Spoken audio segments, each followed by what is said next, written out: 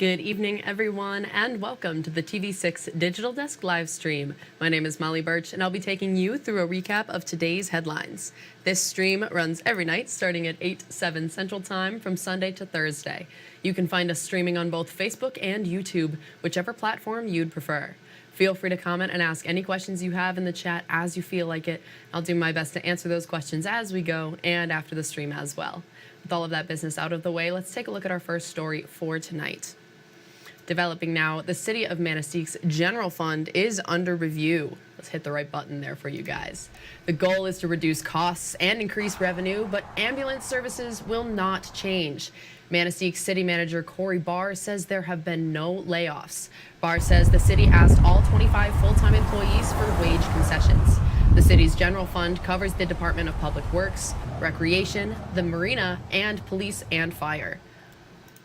The review comes after a decrease in Manistee's current taxable value, the inability to expand the city further because of its geographical location, and a loss in real property taxable value in 2018 due to a state of Michigan tax tribunal case. Barr says the city-owned and operated Emergency Medical Services Fund is not part of the general fund and will not be affected. And new tonight, My Michigan Medical Center, SUE, says services will continue during a nurses' strike next week. The center says it will bring in nurses across its health system to fill in. My Michigan did not respond to the Michigan Nurses Association's announcement that it filed federal labor practice charges against the center. The MNA says My Michigan illegally surveilled nurses at a March 12th informational picket, has been bargaining in bad faith, and illegally threatened and retaliated against the union president. And tonight we have new information after a chemistry professor at Northern Michigan University evacuated his classroom today. NMU officials say a student mixed two chemicals, creating a dangerous gas. An NMU spokesperson says the class was evacuated from Weston Hall around 10:30 this morning after the gas caused students some discomfort. The NMU Police Department and the Marquette City Fire Department responded, then gave students the all clear to return to class about 20 minutes later. Staff say the fire department tested the air in the classroom and the ventilation system to ensure the environment was safe before allowing students to return. Best case scenario, we train for this type of situation. Our faculty know what to do, our students know what to do, so everything worked as it should. According to Hall, the air in the classroom is recycled every 5 minutes. No injuries were reported. And the Dickinson County Board of Commissioners approved a resolution to file a Freedom of Information Act request with the U.S. Postal Service.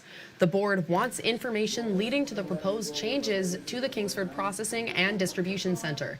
Dickinson County Commissioner Barbara Kramer says she wasn't satisfied with a public meeting about changes to the post office.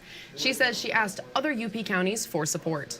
I decided to write a letter of information to all of the county chairs in the Upper Peninsula because this post office affects all of their counties. The Iron County Board of Commissioners passed a resolution opposing the post office changes on Tuesday. And Gogebic County is among several counties still recovering from flood damage from last April. Some streets in Ironwood will soon be repaired thanks to federal funding. Gogebic County's emergency management coordinator says some repairs around the county are already done, but there's still much more to do. We were denied the federal declaration. We were supposed to get Section 19 funds through the state's Disaster and Emergency Contingency Fund, but unfortunately, that fund is exhausted at the moment. You can find out where repairs are still underway at uppermichigansource.com or the TV6 and Fox UP mobile news app. And Upper Michigan is getting continued national attention for its biking community.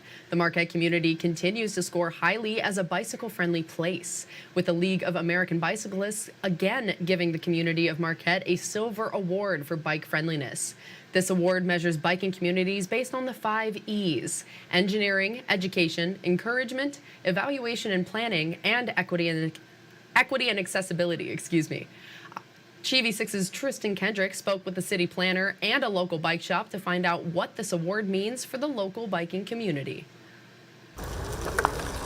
You might soon begin to see more tourists and local bike riders around Marquette. The community has again been given the Silver Award by the League of American Bicyclists. Marquette City Planner and Zoning Administrator David Stensis says this award is also based on two things. It's based partly on what other things are going on in the community with biking, but it is mainly focused on transportation assets. Our job here is to try to improve our transportation assets to get people across town and through the community safely and comfortably on bicycles. Stensis says cycling is a big part of the city's transportation system. We want it to be more integrated into the street network. A lot of people don't have access to cars and like it as a way to get around economically and efficiently, and we need to be able to provide comfortable ways for people to do that. That's our focus. Lakeshore Bike co-owner Matt Calcaterra says the biking community in Marquette is larger than some people realize. Cyclists have always been out everywhere riding, very active in Marquette. I mean, you can walk around in your neighborhood. Any day you can see people out riding around here on the Iron Ore Heritage Trail, on our bike path around the city,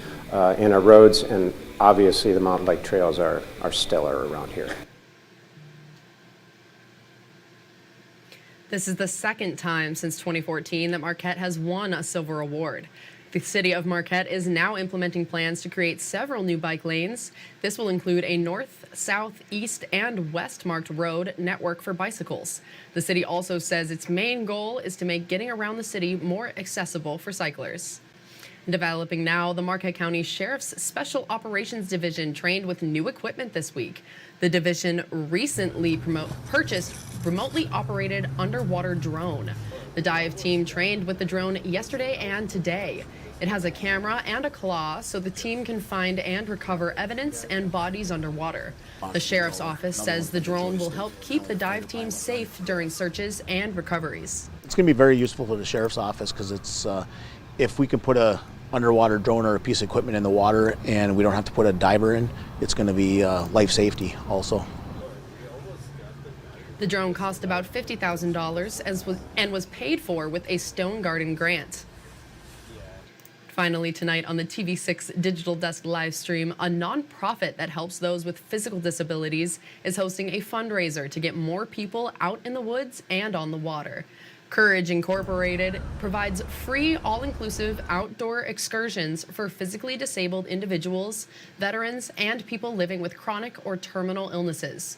The fundraiser will feature more than $10,000 worth of raffle prizes and a spaghetti dinner.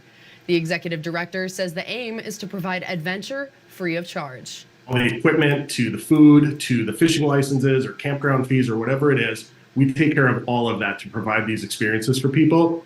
And a lot of times we hear like, oh, that's great, you'll take people camping. But if you talk to the people that we've helped, we're really changing people's lives. The fundraiser is from 5 to 8 on Saturday evening at Rock River Lanes in Ishpeming. The admission price is $10 a person. That's all the stories we have for you tonight. Be sure to tune in right back here on Facebook at 8:45 tomorrow morning. TV6's Mandy Koskela and Michael Sobek will recap top stories from the morning on their show, Beyond Your Morning News.